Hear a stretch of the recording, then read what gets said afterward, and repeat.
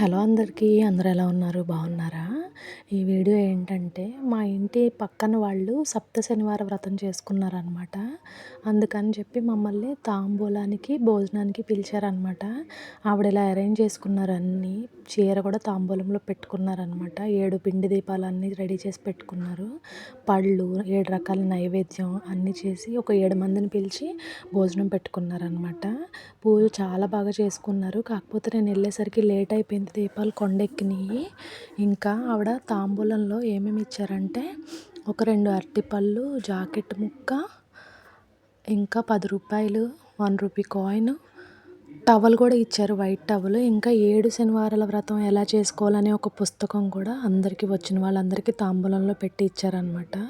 ఒకవేళ మీరు ఎవరైనా ఇలాంటి వ్రతం చేసుకోవాలని అనుకుంటే కనుక మార్కెట్లో మనకి ఈ బుక్స్ దొరుకుతాయి. ఇందులో క్లియర్గా అన్నీ రాసున్నాయి.